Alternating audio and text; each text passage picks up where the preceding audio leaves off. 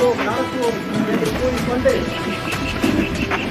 நம்முடைய தாயுமானவர் SR அவர்களை மீண்டும் நாம் வருக வருக என்று வரவேற்று உங்கள் ஆலோசனை வழங்க கேட்டுக்கொண்டு எனக்கு இந்த வாய்ப்பை நல்கிய உங்கள் அனைவருக்கும் என்னுடைய நன்றியையும் வணக்கத்தையும் தெரிவித்துக் கொள்கிறேன்.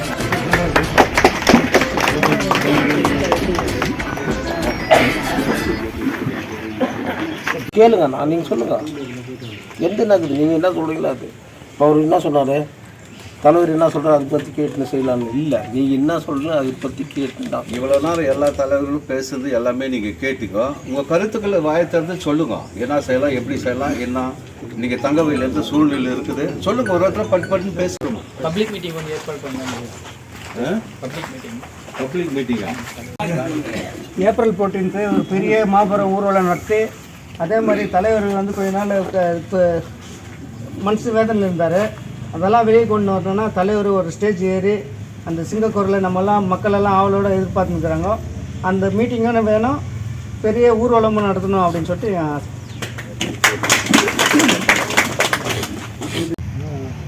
இந்திய கம்யூனிஸ்ட் கட்சி எனக்கு கீழே விழாது போகலாம். அந்த அம்மா ஜெயிச்சாங்க அப்படின்னா பணத்தால் ஜெயிச்சாங்க. நம்மக்கிட்ட பணம் இல்லை, நம்ம தோட்டோம், அவ்வளோதான். எச்சிங்க இருக்க தான் செய்வான். காசு மேலே உள்ள ஒன்று வச்சுருந்தப்போ வெளியே ஒன்று சொல்லுவான். கண் பார்வையிலே தெரியும், முகத்திலேயும் தெரியும், அவன் சிரிக்கிற சிரிப்பிலும் தெரியாது. எனக்கு அப்படியே பட்ட மேலே அக்கறையும் இல்லை. அது என்னத்துக்கு ஒளி முறைகளை நான் மறைச்சி எல்லாரும் நீங்கள் கோஆப்ரேட் பண்ண ஒன்றா அவசியமே இல்லை. உங்களை யாராவது நிற்கிறது இருந்தால் கூட நில்லுங்க எம்எல்ஏ, அப்போ தானே தெரியும் அந்த வழி. கவுன்சிலர் நிற்கிறதுக்கு பாருங்க, மொதல்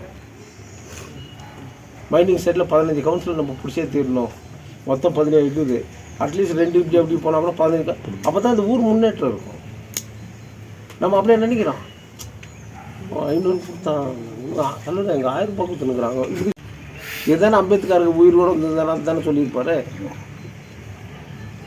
லக்னோவில் அவர் பேசும்போதும் கண்ணில் தண்ணி விட்டு ஒரே வர சொன்னார். படிச்சுன்னே என்னை தோக்காச்சிட்டாங்க.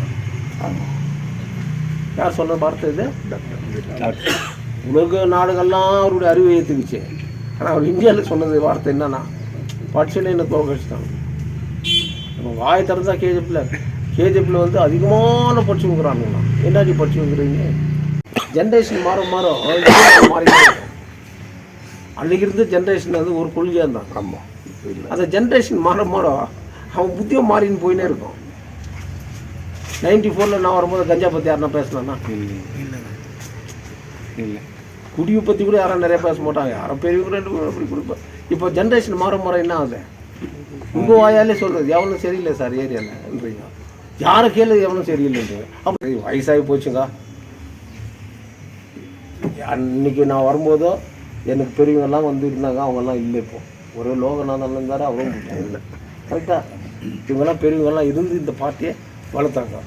அவங்கெல்லாம் யார் பார்வடிக்கிட்டு நீ கற்றுக்க வேண்டியது என்ன? நான் இன்விடேஷன் தான் கல்யாணத்துக்கு கூட வரமாட்டேன். அவங்க மொய் போடணுமேன்ட்டு. எந்த பிஸ்னஸில் கையை வச்சாக்கா நம்மளுக்கு லாபம் வரும்னு தான் பார்க்குவோம். எல்லா பிஸ்னஸில் கை வைக்க மாட்டோம். இதில் நம்மளுக்கு லாபம் வராதுன்னு நினைப்போம்.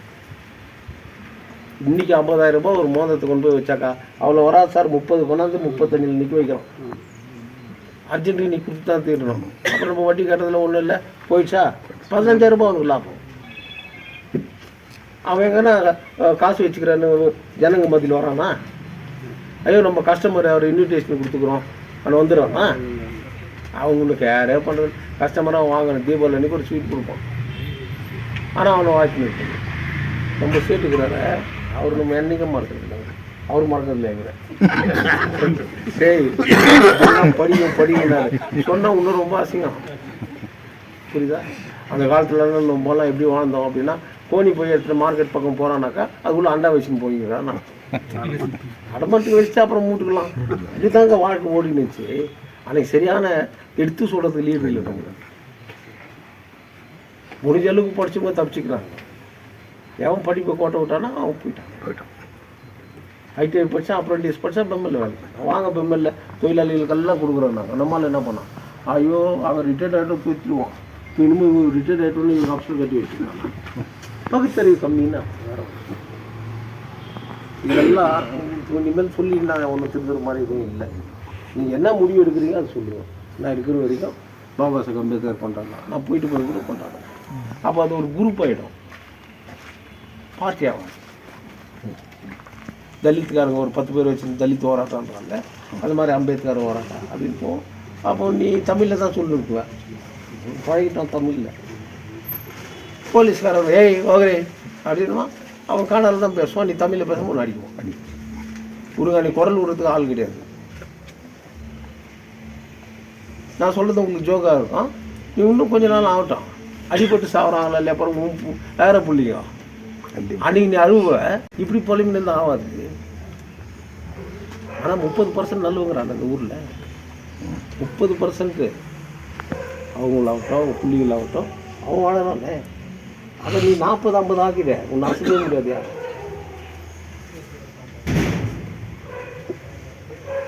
பழைய ஆளுங்க உழைக்கிறாங்க பார்ட்டின்ற ஒரு நம்பிக்கை, அவ்வளோதான். அவங்க சண்டை போடுவாங்களா அப்படி நீ கேட்குவியா? ஏன்னா ஒருத்தர் இல்லை திரும்ப தப்பாகிடும். அப்புறம் ராத்திரியில் உண்டியா வரணும், நம்மளுக்கு இதுக்கு போடலாம், இப்படியெல்லாம் இருந்தாக்கா இந்த ஊர் முன்னேறவே முன்னாடி. பிரைம் மினிஸ்டரே இன்றைக்கி போக மாட்டேங்கிறான், மணிப்பூர் அரையனா சுற்றுறான். 5ஆம் தேதி இப்போ ஸ்ரீலங்காவுக்கு போகிறான்றோம். அவன் பிரபாகரன் தான் போயிருப்பானா? ஒரு பிரபாகரன் தான் போயிருப்பானா? இதுதாங்க லீடர்ஷிப் போல். நமக்குன்னு ஒரு லீடர் தேர்ந்தெடுக்கணும். அது இல்லைன்னாக்கா இந்த ஊரில் ஒன்றும் பண்ண முடியாது. யார் உங்களுக்காக குரல் கொடுக்கும்? இது எத்தனை மீட்டிங்கில் சொல்கிறது, இதே திருப்பி சொல்கிறது எனக்கு போர் அடிக்குது. அதே பாட்டை போட்டுனுக்குறான், அதை நிறுத்தி வேறு எல்லாம் போட சொல்லுறான்ல. அது மாதிரி எவ்வளோ நாள் சொல்கிறது? இதை பப்ளிக் மீட்டிங் கூட தான் சொல்லுங்க. நீ சொல்லு, பப்ளிக் மீட்டிங்கில் என்ன பேசலாம் சொல்லு சேகர், என்ன பேசலாம்? என்ன சப்ஜெக்ட் பப்ளிக் மீட்டிங் பேசுறது? நம்ம எம்எல்ஏ வைக்கிறோமா, எம்பி வைக்கிறோமா? சொல்லு, என்ன வைக்கிறோம்? ஒன்றும் இல்லை சார், நீங்கள் சொல்கிறது தான். என்னது அது என்ன பண்ணலாம்? அதுக்கு எது பப்ளிக் மீட்டிங் சொல்லுவா? இது கேட்டால் ஆமாம் நச்சுன்னு சொல்கிறேன். நீங்கள் சொல்லி உங்களுக்கு அது மாதிரி இருக்கும்போது கேட்டு உங்களுக்கு போர் அடிக்கலையா? சொல்லி எனக்கு போர் கேட்டு உங்களுக்கு போர் அடிக்கலையா?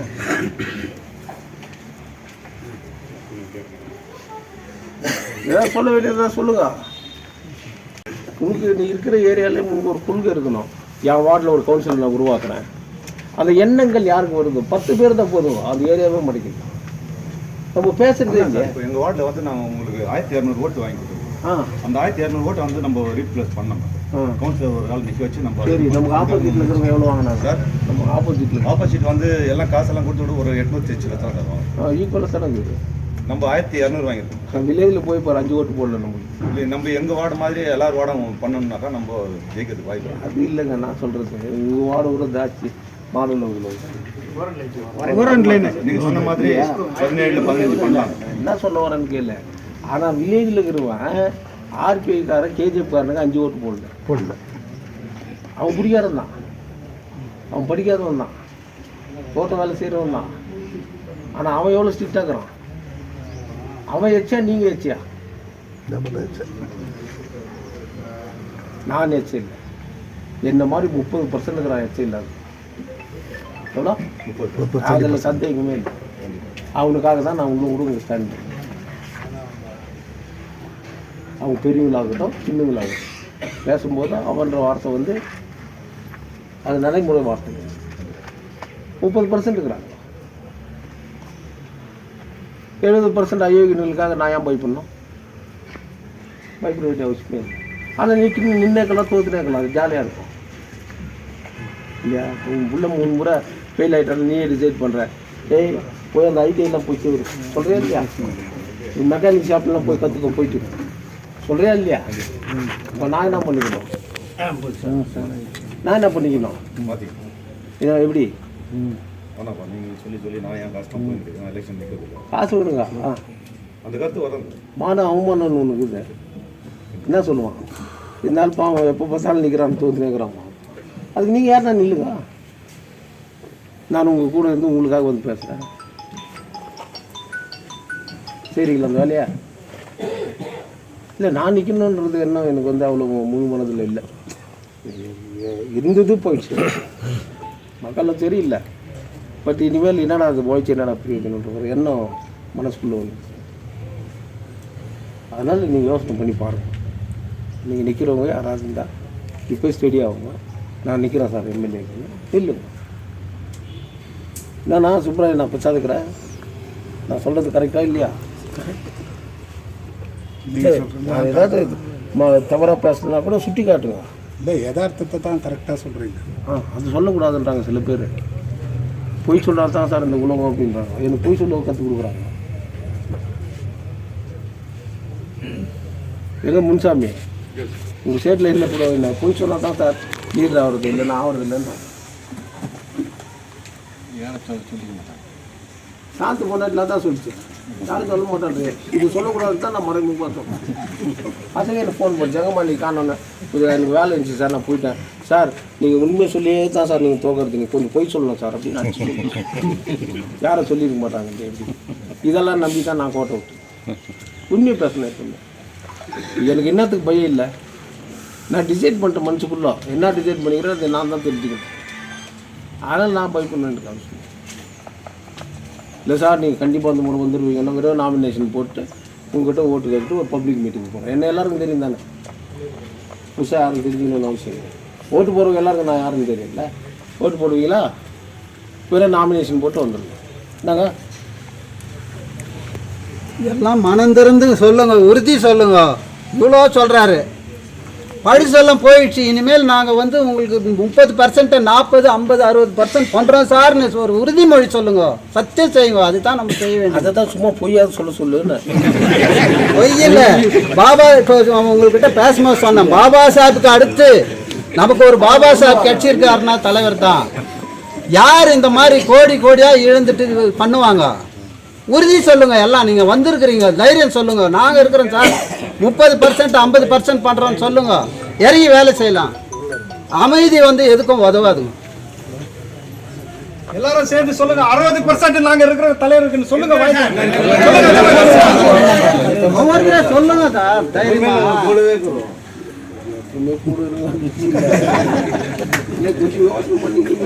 சார்.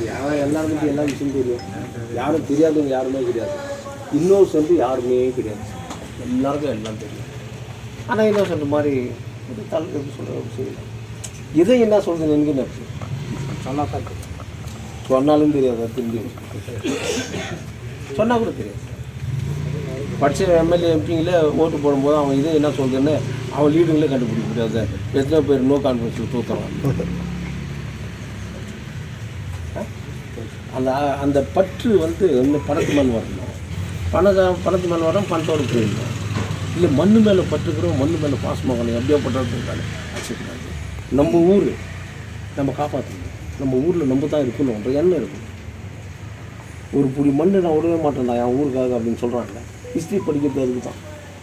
அதனால தான் என் ஊர் மக்கள், என் இந்தியாவில் பிறந்த மக்கள், தாழ்த்தப்பட்ட என் சமுதாயம் அவன் மேலே வரணும். அவனுக்கு முதல்ல கொடுக்க வேண்டியது நான் கல்வியை நான் காசா கொடுக்குறேன்னாரு. அவர் இந்த கல்வியை கொடுக்கணும்டா, அவன் போயிச்சுக்குவான்றான்.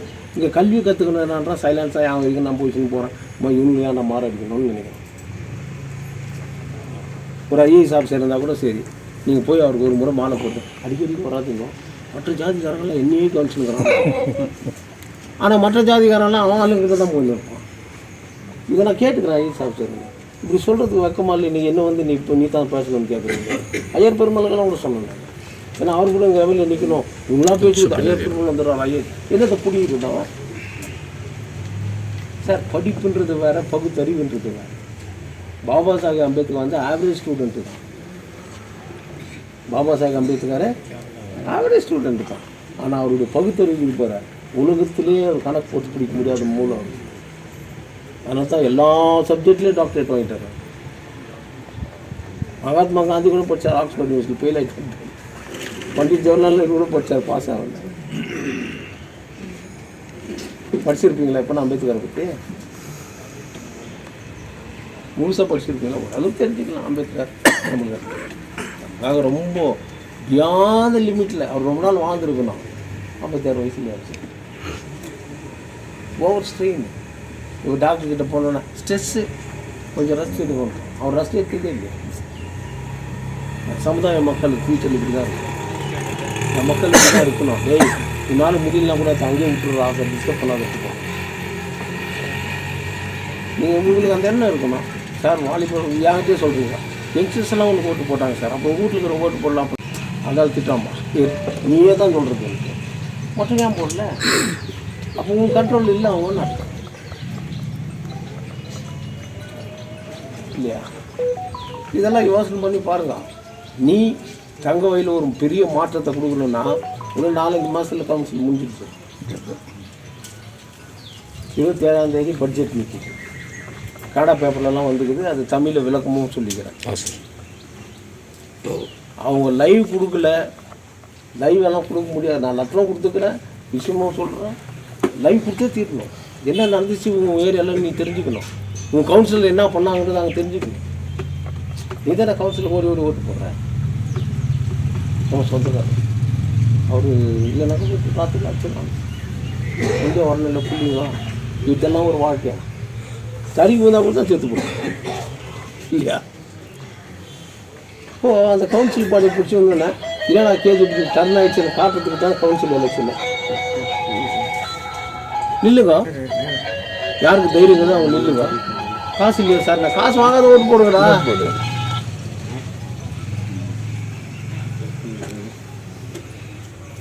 அப்புறம் நீ சம்பாரிச்ச காசு அடுத்து இன்னொரு வாய்ப்பு கொடு. இதுதான் நோக்கமாகவே இருக்கணும் ஒன்று மனுஷன். நம்ம மண்ணு நம்ம கோட்டை இருக்காது. மைனிங் சைடில் வீடுகளுக்கெல்லாம் காத்தா கொடுக்குறேன். இன்னும் ஒரு வாரத்துக்குள்ளே நான் டெல்லி போனோடனே உங்களுக்கு காத்தா வரும்னு சொன்னாரா இல்லை எம்பி? பார்த்தீங்களா நான் டிவிலலாம் 2 மாதம் ஆச்சு. எவ்வளோ? 2 மாதம். எனக்கு 2 நிமிஷம் வேலை இருக்குது. நான் எம்பியாக இருந்ததுன்னா 2 மினிட்ஸ் ஜாஸ்தி. இதான் பெம்மலில் பேசி காமிச்சேன். நான் வேட்டை பற்றி வந்துடுங்களா இல்லை முடியாது. சும்மா ஒரு 0 ஹவரில் போட்டு அடித்தேன். டிஆர்எஸ் 2 ஜஸ்ட் ஒரு 0 ஹவர் கொஸ்டின். அப்போ என்ன அர்த்தம்? நீ ஒவ்வொரு மந்திரியும் தெரிஞ்சு வச்சுருக்கணும். இவன் பேக்ரவுண்ட் என்ன, இவன் ஏரியாவில் என்ன பண்ணிக்கலாம், இவன் கான்ஸ்டியூஷனில் என்ன பண்ணிக்கணும், இவன் வரைக்கும் என்ன பண்ணிக்கணும் அப்படின்னு அது மேலே சும்மா ஒரு 0 ஹவரில் போகணும். அலறிப்படுவான். நம்மளை கூப்பிட்டு உனக்கு என்ன ஒன்று சொல்கிறான் செய்து கொடுக்குறான். எனக்கு ஊர் ஒன்று வாங்கி கொடுத்துரு பெங்களூரில் நான் கேட்டேன். மைனில் இருக்கிற எல்லா ரோடும் போடணும், எல்லா பிரிட்ஜும் கட்டணும். அன்றைக்கி நான் போட கை மகனுக்கு உங்களுக்கு ரோடே கிடையாது. நீ என்ன தான் பைக் வச்சுருந்தா கூட சரி எதில் போயிருக்கணும். நீங்கள் போகிற ரோடு சார் இன்னும் கூட ஜோராக இருக்குது. எங்கே அந்த பிரியாபாடு ரோடு ரொம்ப ஜோராக இருக்குது. இப்போ கூட டபுள் ரோடுன்றது என்னென்னு கற்றுக் கொடுத்தோம் நான் உங்களுக்கு. இவங்க என்ன பண்ணானுங்கனாக்கா ஒரு பைப்பை போட்டு 2 லைட்டை போட்டு இதான் ஐமாஸ் லைட் இருந்தாங்க. நான் அப்படி பண்ணேன்.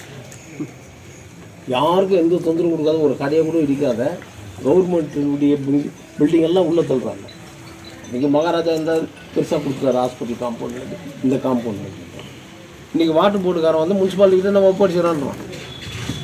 டிசி வந்து அதை டேக் ஓவர் பண்ணிக்கலான்றாரு. அவருக்கு என்ன தெரியும் டிசிக்கு? அவர் கலெக்டர் ஆச்சு. டிசி அவருக்கு எல்லாம் தெரியும். ஒன்றும் தெரியாது. அவரும் எம்ஏ படித்தார், நானும் எம்ஏ படித்தேன். அவர் அன்ஃபார்ச்சுனேட்டாக ஐஏஎஸ் ஒரு வருஷமோ 2 வருஷமோ எழுதிருப்பாங்க. நம்ம ஏதில் வேலைக்கு ஜாயின் பண்ணோம். ஏன்னா நம்ம பேக்ரவுண்ட் அப்படி இருந்துச்சு. எனக்கும் முன்னே பொறுத்தவங்க வந்து ஒரு நல்ல பேக்ரவுண்ட் கொடுக்குறேன் நீ படித்து எழுதுறா அப்படின்னா நானும் எழுதிருக்கேன். அதனால் ஐபிஎஸ் ஐஏஎஸ் படிச்சவங்களுக்கெல்லாம் ரொம்ப அறிவிக்குதுன்னு நினைக்கிறேன். பாமர மக்கள் கூட அறிவிக்குது. அதை நீங்கள் யோசிச்சு முடிவு எடுங்க. கவுன்சில் பாடியை நம்ம பிடிக்கணும் என்ன இருந்துச்சுன்னா நீங்கள் பார்த்து வந்துடுங்க. இல்லை ஏப்ரல் 4th இல்லை டிசம்பர் 6th ஒரு போராட்டம் பண்ணிட்டு போய் நிற்க வேண்டியதான். ஜெய்பியும் பிடிக்கும் பிரதர் என்ன பிரதர் ரொம்ப நாளாக காணும் அவள் தான் சொல்லிக்க முடியும். வேறு நீ ஒன்று எம்சி எலெக்ஷனில் 20 பேர் நாமினே நிற்க வைக்கலாம் சார். 20 பேர் நிற்க வச்சு நம்ம ஒர்க் அவுட் பண்ணி நம்ம இது பண்ணலாம். ஒரு ஏரியாவுக்கு 35 பேர் கூட நிற்க வைக்கலாம். 35 வார்டுக்கு அதை பற்றி பிரச்சனை இல்லை. நிற்கணும்னு இல்லை. நீங்கள் முனிசிபாலிட்டி பிரசிடென்ட் என்னம்மா கொஞ்சம் கவர் பண்ணலாம். நீங்கள் உட்காந்தீங்களா?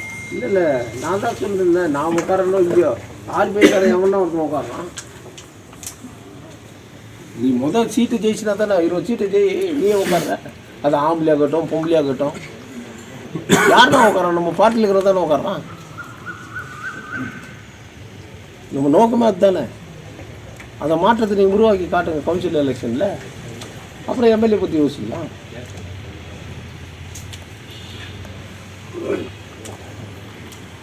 அப்புறம் வேறு என்ன சொல்லுங்க, என்ன பண்ணலாங்க? ஏப்ரல் 14 11 மணிக்குன்னு போடுவாங்க, நம்மளால் 12 மணிக்கு அப்போ தான் ஆட்டோ கிடைக்கலன்னுவான். நம்ம உட்காந்து காசு நிற்கணும். என்ன ப்ரோக்ராம் நீ ஃபிக்ஸ் பண்ணி ஒரு 1/4 ஹவர் 1/2 ஹவர் இப்படி அப்படி இருக்கலாம் சார். அதுக்குள்ளே வந்தவனுக்கு லேட் ஆகிடும், அவங்க ஊருவாங்க. நல்ல யோசனை பண்ணுவாங்க. இதில் தான் நம்ம ஒழுக்கத்தை காட்டணும். 10:30 மணிக்கு சொல்கிறோமா வானா, 11 மணிக்கே சொல்லு. கொஞ்சம் பேர் சர்ச்சுக்கு போனோம் அதுக்கு இதுன்னுவாங்க.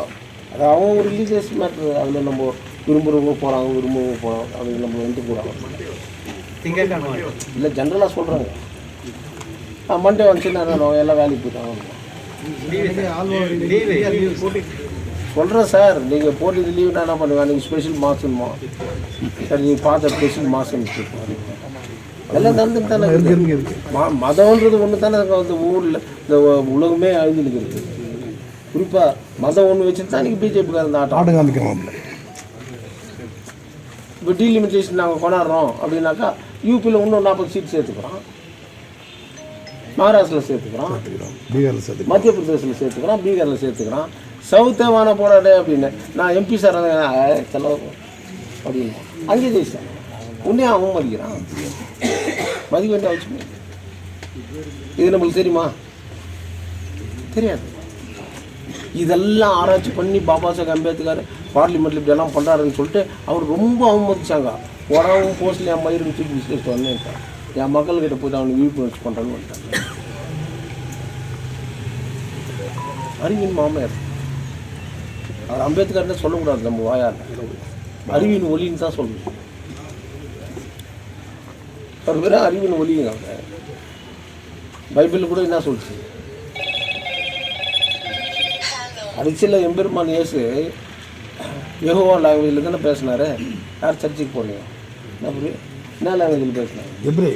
எப்ரே லாங்குவேஜ் தானே பேசினாங்க. அது வந்து தமிழ் லாங்குவேஜ் தெரிஞ்சு வச்சு, பழைய காலத்து தமிழ் வேர்டு அது. என்னன்னு சொன்னார் அவர்? ஒலியே என்னை காப்பாற்று, ஒலியே என்னை காப்பாற்று. ஒலினாக்கா தேவன். என் கடமை முடிந்தது, என் உடம்பு தாங்க முடியல, ஒலியே என்னை காப்பாற்று. தமிழ் வேர்டு.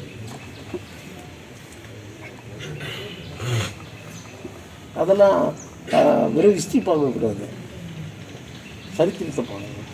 அது வேறு. பட் அது ஒரு ரியாலிட்டி என்னன்றதுன்னு பார்க்கணும். அவர் இப்ரோ லாங்குவேஜில் பேசினார், இப்படி பேசினார் அப்படின்னா தமிழ் மொழி அவர் சொன்னது. ஒலியே என்னை ஏற்றுக்கொள்ளுனார். யார் ஒலினாக்கா? என் தேவன். பகவத்கீதை யார் எழுதுனாங்க? இந்தி. அது பகவத்கீதை வச்சு தானே நீ வந்துக்கிறான். ராம கிருஷ்ண எல்லாமே பகவத்கீதை தான் இப்படி தான். அது புராணம், இது இதிகாசம். அந்த பகவத்கீதை எழுதினவங்க யார்? பார்ப்போம். ஆதிசங்கராச்சாரியர். எப்போ ஆச்சு? 2000 வருஷம் இருக்குமா? ஒரு 1000 வருஷம் ஆயிடுச்சு. 7th century sir. புரியுதா?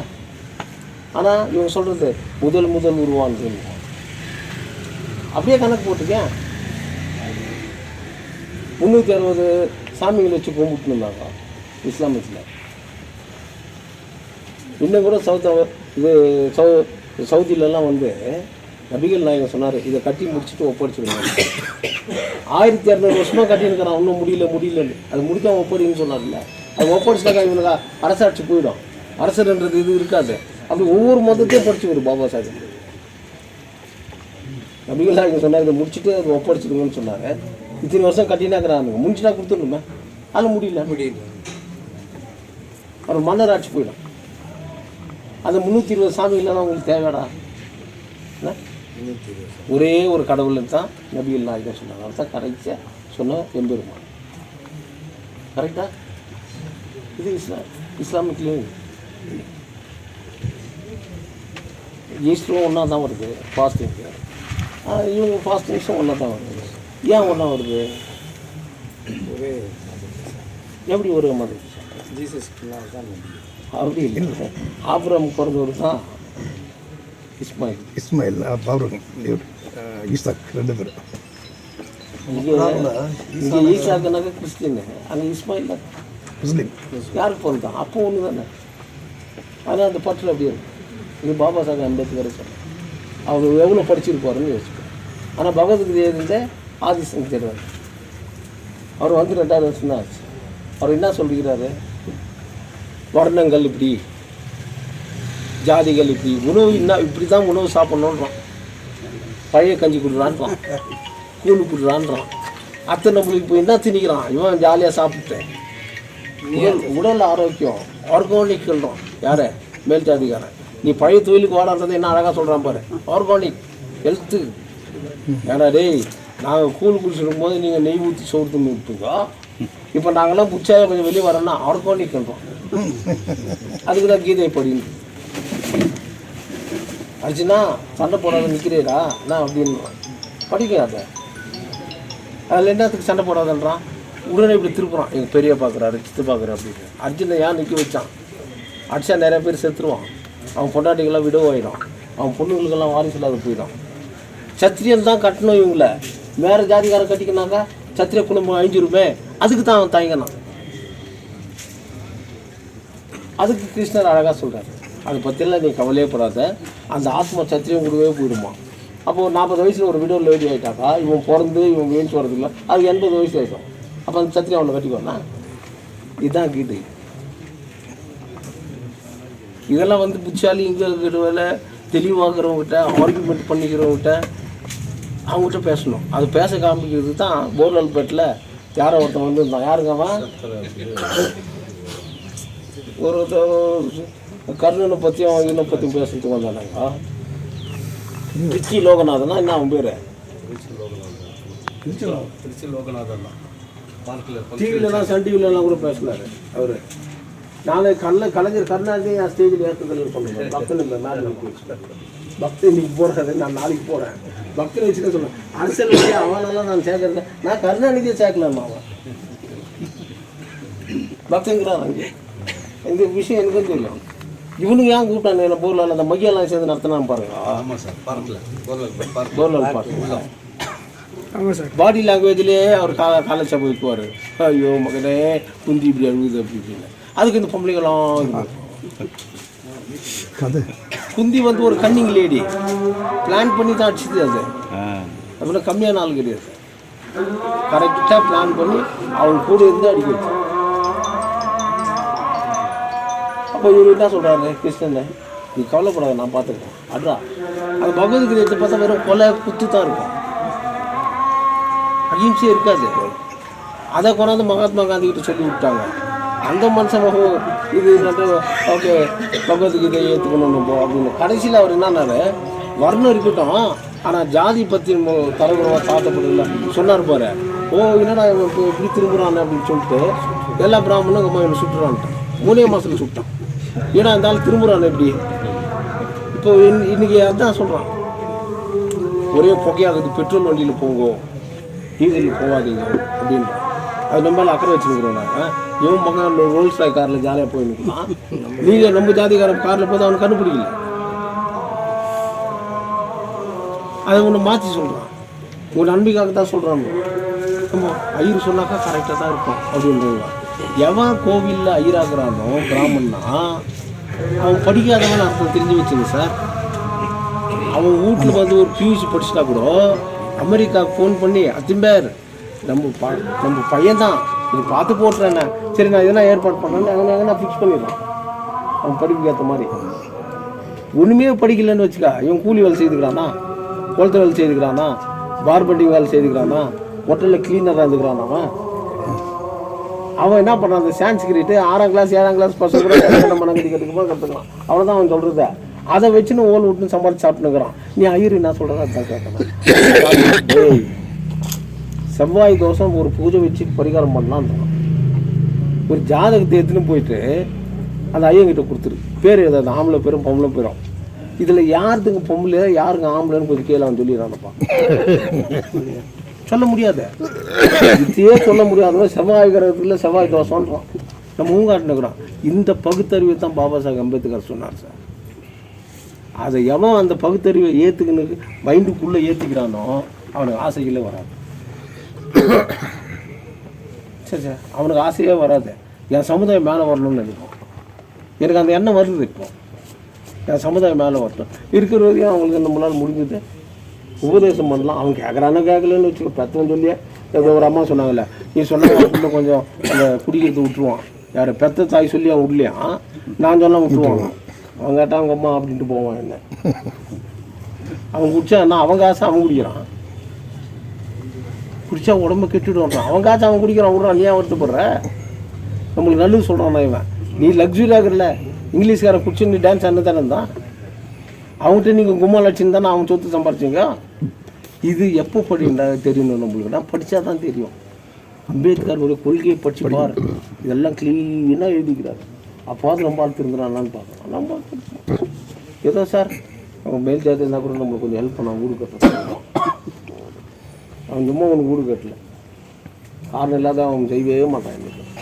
ஆனால் நம்ம சமுதாயம் காரணம் இல்லாத கூட செய்வான். ஆனால் எதுனா ஒரு சின்ன விஷயத்தில் நன்றி கேட்டவன் சார் நீடுவான் ஒரு செகண்டில். விசுவாசத்தை மறக்கிறவங்க மறந்துடுவாங்க. அதனால தான் இவன் மேலே. அதெல்லாம் விட்டுட்டு அட்லீஸ்ட்டு நீங்கள் எல்லாம் படித்து எஜுகேட்டடாக இருக்கிறீங்க. என்ன ஆஃபீஸில் போய் கிளர்க்கு வேலை பண்ணி பிடிச்சா தான் அவன் அறிவாளின்னு இல்லை. ஆட்டம் ஓட்டம் கூட அறிவாளி. படித்து கொடுத்து தான் ஆட்டம். அவன் படிக்கலாம் கூட அவனுக்கு சொந்த அறிவு இருக்கு. அதனால் யோசனை பண்ணி பாருங்கள். இன்னும் 4-5 மாதம் இருக்குது. நீங்கள் இப்போவே தயாராகுங்க. காசாக இறச்சிட்டான் சார், அதில் தோற்றுன்ற வேலையெல்லாம் விட்டுருக்கோம். ஒரு வார்டுக்கு 2500 ஓட்டு விடுமா? எவ்வளோ வேணுமா?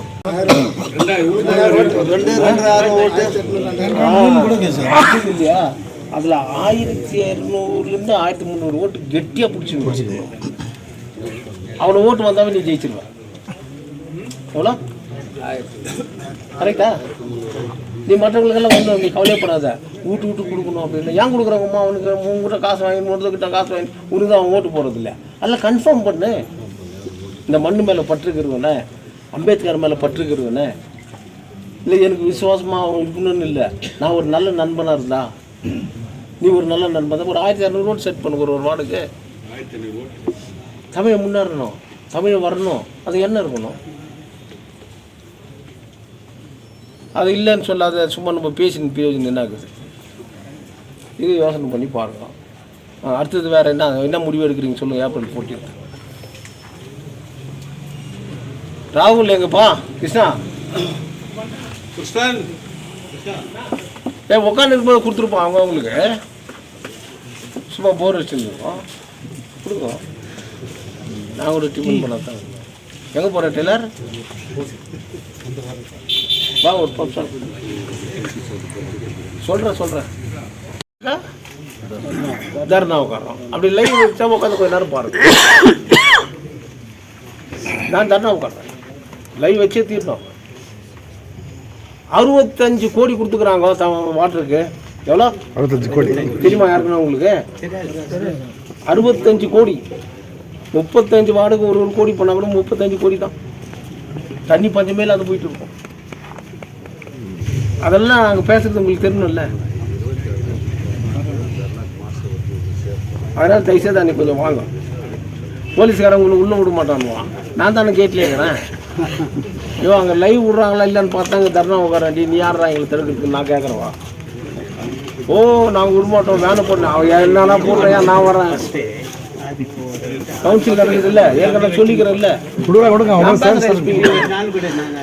அம்பேத்கர் அவர்களுடைய பிறந்த தின விழாவை எங்கனம் நடத்த வேண்டும் என்ற கருத்தை உள்வாங்குவதற்காக, கருத்தை கேட்பதற்காக இந்த பொதுக்குழுவானது கூட்டப்பட்டிருக்கிறது.